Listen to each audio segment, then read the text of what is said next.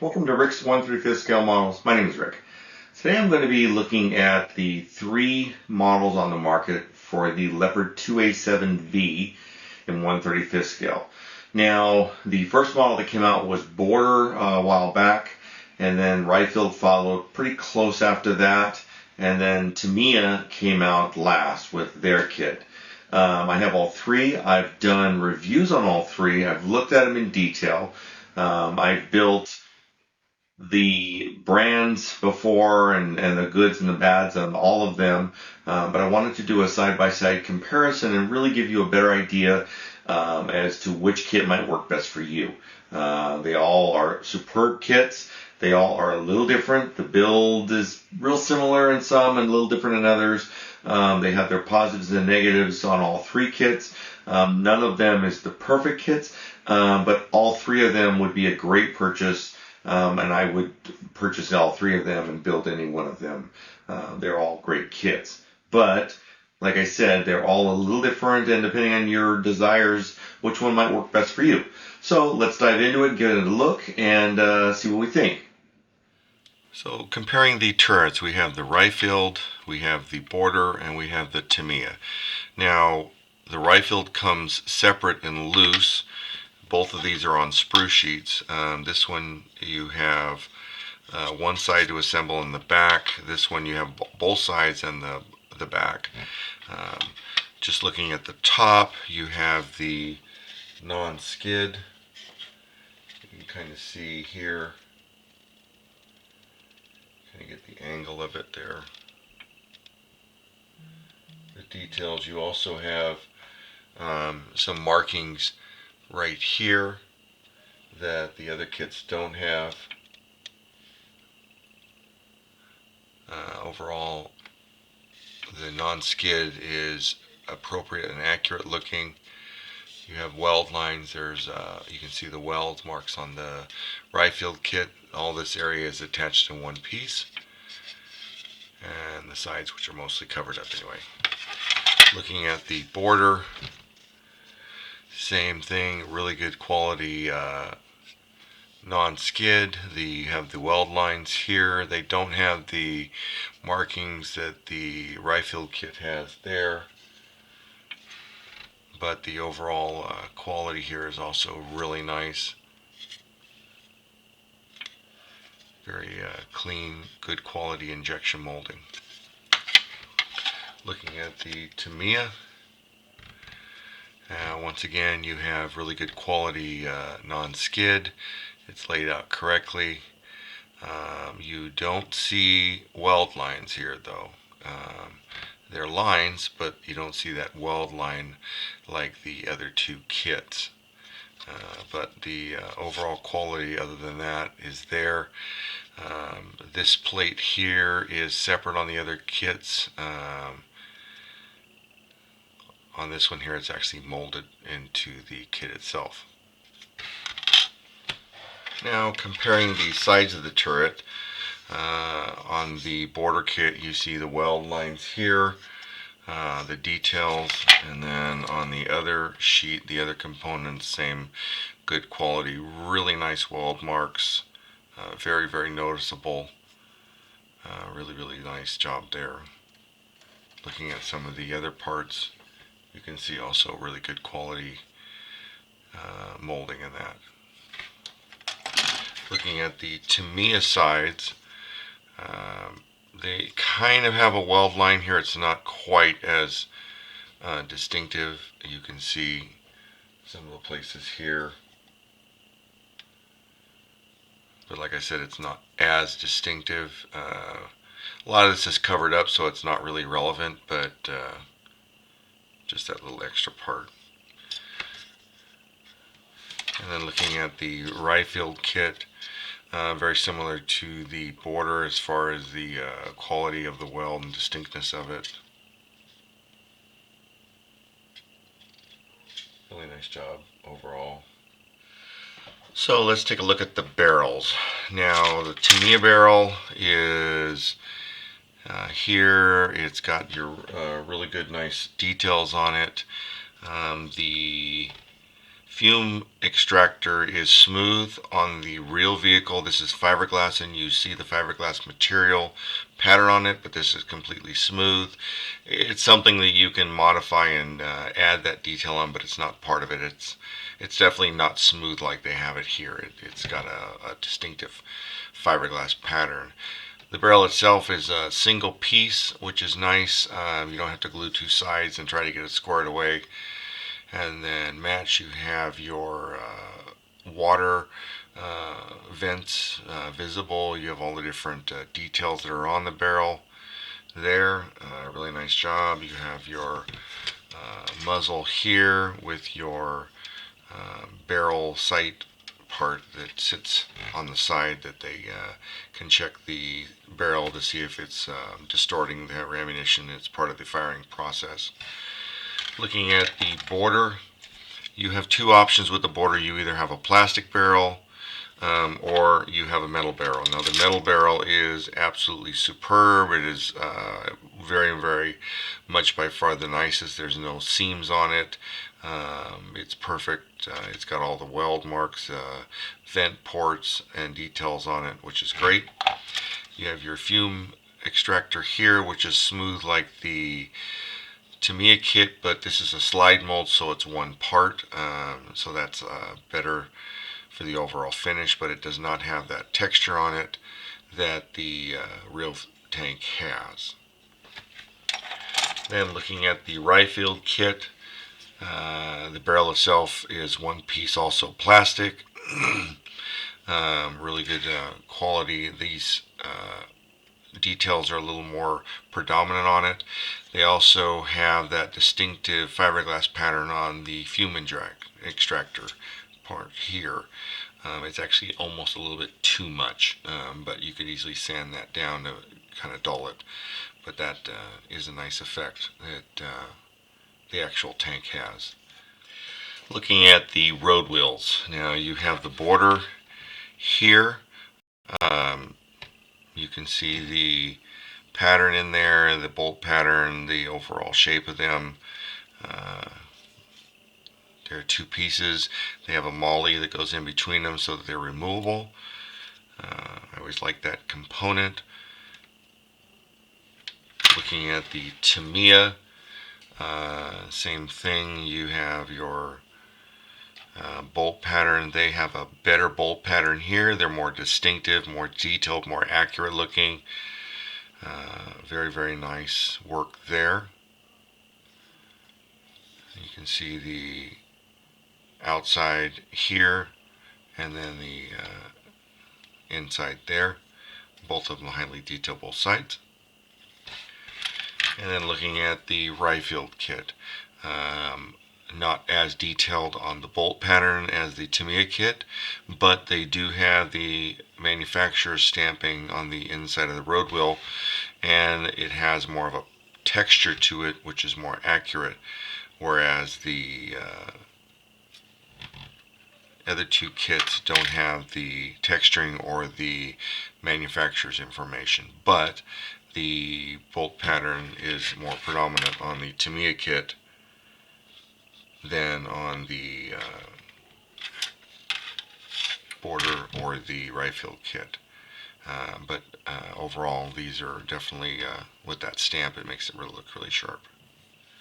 Okay, so looking at the suspension system of the three kits, the Tamiya kit has fixed suspension that have a notch, so they're glued in and they don't move in any way.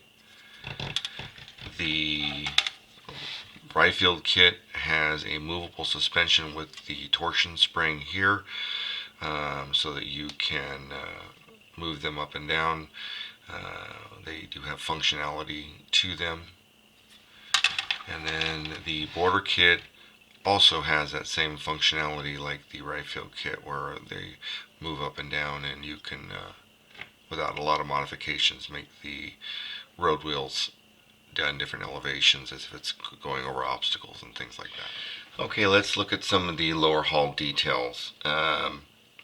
So starting with the Tamiya, you have your top of your lower hull, you have your non-skid, It looks pretty accurate.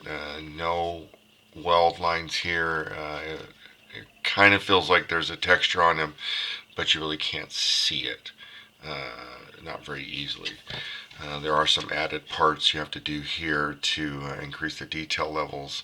And then you have your siphon line there, which is already attached as part of the casting, along with your plate hinge point here that helps when they remove the engine deck. And then some of your tools are already part of the injection, along with the handles to the inspection points and the fuel refueling points. You have some really good detail here where you add in the tools and things like that. Looking at the side skirts, they're pretty straightforward. They look to scale. You have a nice grill back here over the drive sprocket. Like I said, these are really good quality, nice to scale, and then this looks really nice. Your sides are really good quality. Once again, there's no handles there. It's just a piece of plastic stuck up. It's kind of a something I'd like to fix on those, but it's fine the way it is if you like that. Looking at the underside of the lower hull, they have two parts. You have your added M classification armor here that they did to the Leopards to increase crew protection from mines.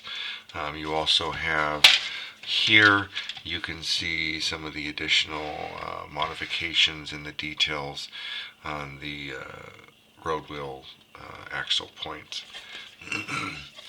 Looking at the rear engine area, you have the grill, your handle for the radio, where your convoy placarding is, and your different connection points. You have the mount points for the snow grouts and the extra track links here. And then you can see the non-skid and then some of this extra armor and plating and things like that. Looking at the border kit, this is just some of the extra detail points. Here's the hull itself. You don't have that second plane. It's just cast into it. So you know it's fine this way, but depending on how you want to do it, sometimes it's nice to have the extra, but it's not completely necessary. Really crisp details here. The welds are a lot more predominant. They also have on all the handles, you can some of them have handles and some of them, just like the Tamiya, have the little rod sticking up. On your fueling points and inspection points, they do have these as extra hatches, and then your vents right here for the engine intakes. You have really nice detail on the sides. Once again, details here. These aren't quite as detailed as the Tamiya kit, but they're mostly covered up, so that's not a major deal. But you can see the quality level there. Looking at the ride field lower hull, once again, you've got a lot more predominant details, more visible here, a lot clearer. You also have your extra armor plating, which is on the other kits, they have the same thing. The only mistake on this is they have these rods here. Now these are something that was added during a refitting because this would sometimes crack. All the hulls on the Leopard 2A7Vs are brand new manufacturing, so it's smooth. They do not have this. I have not seen any pictures of them with it, and all the ones they've done so far, this is not done. That was something that was done during retrofitting to strengthen it. The 2A6s, when they went from 2A5s to 2A6s, and then the 2A6 refitting and upgradings. Looking at the plates on the hull, you have the non-skid. It's pretty flat. There's not really a rise there. I mean, you can see it, but it's not as predominant on the other two kits. So in the painting process, if you get a little heavy on your paint, you might lose those and not see them. But other than that, all the other parts look really nice and squared away. You have your access points, which can be open or closed. Also, in addition to that, you have to where you can put handles on those. There's no solid glue point like the other two kits. Looking at the mine protection plate add-on here, you can see that. You also have your generator here, which can be open or closed, so you get a little more detail. And then you have your two personal sidearm protection that are held in the box that sits in front of the commander. You can have that open or closed and see those actually inside there. That's a detail the other two kits don't have. But like I said, overall the detail is on all three really nice. So looking at the PE sheets, you have the Tamiya PE sheet here. It's thin. This has actually dents in it already. This was from shipping, but that's how it came. They have the solid area here. That is where the decal sits. That's actually a plate that sits like this, so this is accurate the way they've done that. The other thing that the Tamiya kit does that the other kits don't do is they include a jig to actually fold the PE sheets on, and you lay it in the jig and you take and close it, and then that bends it the way it's supposed to be. That's a really neat feature. The other kits don't have that. You just have to basically wing it and go about it. As far as PE sheets go, you have your two of the baskets. Here you have the two side baskets that sit next to the next to the commander and the loader, and then you have your cooling fan vents here, the wire there, and it's a really nice pattern, looks accurate. Really good job there on Tamiya's part. Looking at the border, very similar. They do have more PE sheets here than the Tamiya kit. You have your same two skirts, the two baskets that sit next to the driver and the loader, but they have that solid part there as a decal cover. So I have done this, and the decal covers it and does a good job, but that should have a solid plate, and it doesn't. But like I said, the decal does do it. They do have more PE sheets here for the air conditioner, that storage rack on the back, and then some of the other storage areas and vents, cooling systems, and that. In addition, they have a little bit of a tighter weave pattern for the cooling fan intakes here. But it still looks nice, but it is a little tighter pattern than the Tamiya kit. It's just a little too tight. The holes are a little too small. You do have additional PE sheets for other components that the Tamiya kit doesn't have, but most of these aren't really that predominant, and you'll be fine either way. Looking at the rifle kit, you do have quite a few more decals. Now these are the decals, these are the PE sheet parts that come with the initial production release. I keep seeing them still available, so I don't know if they're going to stop adding these extra parts. That's how they advertised it, and that includes the chains for the smoke launchers, some straps, your gun simulator, some of the other components, your shovel and your saw blade are in this PE sheet, which adds a definite level of detail to it, but that's what the first kits came out with. Looking at the parts that will stay with the kit, you have like the border kit, quite a few extra, but they do have that plate on the side skirt, which it should have. The grill here looks accurate the way it should be. Kind of looking at the level without the sun or the light shining in it. You also have your different baskets. The other neat thing they have, which the others don't, is the extra armor over the gunner's sight is a PE sheet, so it's a lot thinner and more accurate looking. You have your Spectus camera in the front and rear covers that have the word Spectus on it, which is a neat feature, along with several of the vents and different parts that the other two kits don't include. So there's a more detail here. On top of that, the vent that goes around the air intakes for either side of the engine, you have the venting for that, the screen, where the other kits just have plastic cast. So that's a neat feature there. Also, you have some padlocks here, it looks like, and then you have your windshield wiper for the gunner's sight. I'm sorry, for the commander's periscope right there. So that's more details on that in addition too. Okay, looking at the decals, you initially have the border decals. Straightforward, no frills. You have your red and white warning placarding. You have the 393 marker there. You have your side decals here for the Iron Cross, and you have one set of license plates, and then you have your weight classification and your unit classification. So you have one option here. Very simple, very basic. The decals themselves look well cast, even and balanced. The quality is nice.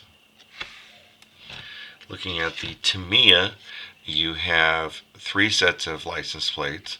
You have the 393, and you also have the 104th, which also has these now. You have your red inspection marker plates for the road wheels. You have your 4 iron crosses. You have your weight classification here, the 393 decal there, and then you also have your commander's computer monitor here, along with some other decals, and then a whole bunch of decals down here, which I will talk about shortly. Looking at the Rye-filled, once again, also 3 license plates, 3 separate ones. They have one that's the same as the border, and the same license plate, the 060 tank, but then the rest are your standard red and white, your 4 iron crosses, your 393. They have a blank one here, but then you have a whole bunch of decals here, which are for your smoke launchers and your fuel access inspection points, things like that, along with your commander's scope right there. Now, the neat thing about the Tamiya kit is, as I said, they have these whole series of decals down here, including 4 here. These are shoulder patches, which is the German flag, and these are name tags, and then right here are rank shoulder epaulets. And that is because the Tamiya kit, compared to the other two, has 2 figures. It has the commander and it has the loader, both exposed. You have 2 cool options with these guys. Number one, the detail is really nice. They look great. They're not like your old 70s era Tamiya, which they look distorted. They're actually nice looking, but you can have them either with a beret, or you can have them with the helmet. The helmet is the new thing that they've gone to, but you still see guys running around with the berets on and goggles and earphones, or they're wearing a helmet, which is a lot more in the modernized military. The other note I will make here real quick, just as I notice it, is the Tamiya kit for the recovery cables is a plastic you glue in multiple sections. The other 2 kits have wire. One has the rifle has a string, and the border has a wire that you use. But other than that, they're very similar. The Tamiya kit also has the cover here that they tie behind the commander that's on that plate. And then you have your different components. Now, one of the things that the Rye-filled kit has is they have this additional piece you can buy, which has a tremendous amount of details in it. I'm not going to do a review on this. I did it when I did the initial model. These do add quite a lot of details, but it's not fair because the other kits don't have anything like this. I also did a bunch of modifications to the border kit to bring it up to the newest version of the Leopard 2A7V. and I did that in my review, but I'm not going to talk about those either because that's not something that was part of the kit if you buy it off the shelf. So let's take a look at the tracks. This is the border tracks. They're the same part that's on the 2A6. There's no change in the model. They're a 3-part track. You've got the bottom, you've got the top, and then you've got the pin that connects the two sections. So in each link you'll have 3, and then obviously 3, 3, 3, and they connect. Very straightforward. There's nothing really predominant to them. They do go together fairly simple, but you do have some flashing. You got to make sure it's cleaned off on the inside. But it's a neat look, but it's a very tedious process to assemble. Looking at the right field kit, pretty much the same thing. They're very, very close looking. They do give you the option of having the snow cleats on track links if you want to go that route. They also have the same issue with them flashing on the back. You got to make sure it's cleaned off. And once again, it's a 3-part track. You've got the pad, the guide part, and then your pin system in the middle. Very straightforward. It's just the tedious process of assembling them. Great look when they're done, but it does take some time to build. Lastly, you have the Tamiya kit. They went a different direction. You have a solid section for the top part of the track and the bottom part of the track. Obviously it's the bottom from the top, and then here's the bottom because it's shorter, and then the part that bends is a series of links with the pin. They kind of have a crazy little half pin here, so part of it's inside one and then the other part kind of clips on to connect it together. It works out, but it's a little different. You'll get the same effect. It will not move. You don't get the flexibilities. I mean, it does have some flex into it, but it's not like this version here. So for that, this is a lot easier to assemble. But if it's just sitting in a static display flat, it'll look fine. But if it's in something where you want it to show like terrain and all that, you can't do that effect as easily here. Also, the guide rod in the middle here is a little on the thick side without the little crease in the bottom part that the other two kits have. So finally, kind of summarizing here, you have your Tamiya kit. It is reliable, it's straightforward, it is a accurate kit, it is a simple kit. It is definitely, for a newer modeler, the kit to build. If you're looking for just a fun weekend build, it's also a good kit to go about. It's not complicated. They have the only crew. That is by far an outstanding feature. The rest of the features are, very much similar, depending on detail levels, things like that. It's a nice model, as I said, lower part count, pretty straightforward build. No complications or issues. Very much a reliable Tamiya kit. The border kit, which was the first one to come out, is the earlier version, so it lacks some of the other detail parts that they did later on. The track links, some of the bags that they added, it does not have. But it is a stupendous model, accurately built, great fun build, and goes together just like the Tamiya. It's an earlier version of this vehicle when it first came out. Then looking at the Ryfield kit, by far the higher detailed kit of the three. It does have the flaws I noticed, like on the underside of the lower hull, but overall it is a lot higher part count. It has a lot more PE sheet pieces.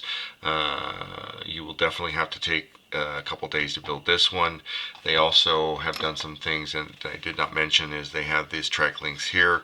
The 2A7 had that. The 2A7V, I have not seen any tanks with this track link added on the side of the turret here. That's something that they did wrong as far as I know. Like I said, I haven't seen any of the 2A7's V's with that, but the 2A7's did have that on in the German Army. Other than that, it is a stupendous model. It is, like I said, a lot higher part count. It has more details. It is more for an advanced modeler or an experienced modeler.